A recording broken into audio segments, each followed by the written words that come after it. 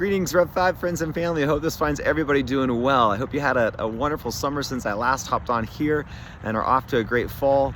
As is often said, fall and spring are the best 2 weeks of the year in Colorado, so look fast. So anyways, grateful to be connecting with you here again.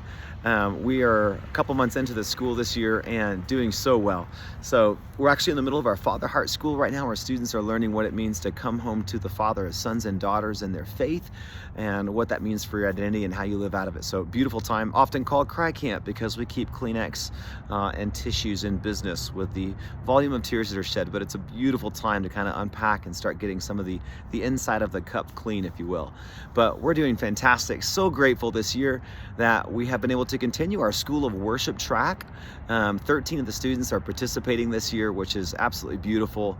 Paul A. Jacobson and company are doing a wonderful job anchoring that down. And then our School of Entrepreneurs is continuing to go. And Brooks Louder and company have done an amazing job of just getting students in front of some incredible people and continuing to view the world and the opportunity for business as a vehicle to expand the gospel around the world. So, and of course, just the base program, just the day in, day out of Rev 5 is doing fantastic. So we're excited to be in our 15th year.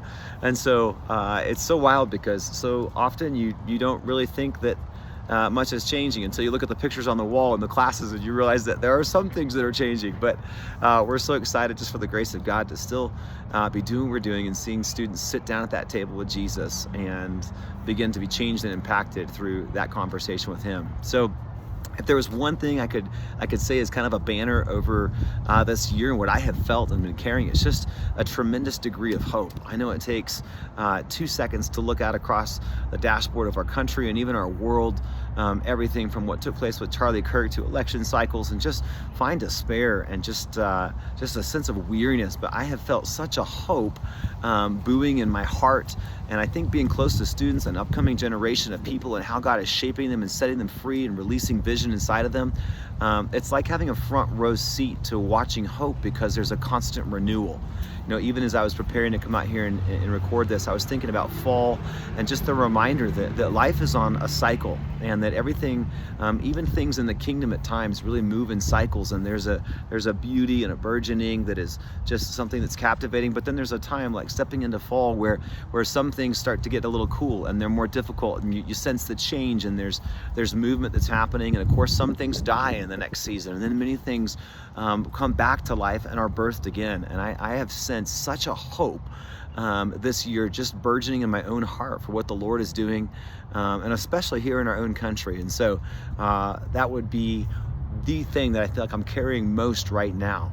So we're excited to head into the rest of this year. Of course, Thanksgiving's around the corner, and then we'll be headed off to our spring tour. We'll keep you posted as that arrives. Our missions trip this year, we're going to be taking our third years and our second years and first years in 3 separate directions. Our third years are going to be heading off to Tanzania and Africa. Our second year is going to be heading off to Middle Asia, somewhere India, Nepal, right in there. We're still navigating some of what's happening over there. And then finally, our first years are going to be going to Central America. So we're excited about all 3 of those trips, and really looking forward to what the Lord does. Those are always beautiful contexts where you pick up things that are hard to get when you're here stateside. And sometimes you come back with a bigger vision for what's happening here when you're looking around the world through the lenses of the gospel. So as always, you're welcome to contribute to those. Gratefully, we have raised already about half of the total volume that we need. So we are somewhere in that early 20s, probably 23,000 that we have remaining to raise for those trips that will be taking place in February. So again, we welcome any contribution to those things. For a number of years now, we have raised that money externally just to help keep some of the costs down internally. So, and then we'll keep you updated with tour as we begin to head on the road. I know that's a time when a lot of friends and family get to kind of encounter Rev 5. And so I just want to say that we love you. We're so grateful for you. Over and over, we have felt for years we have one of the most incredible prayer, financial support systems that anybody in a ministry could possibly want. So we love you. We'll be in touch, and so pleased to get to introduce you to this year's class of students. Till next time.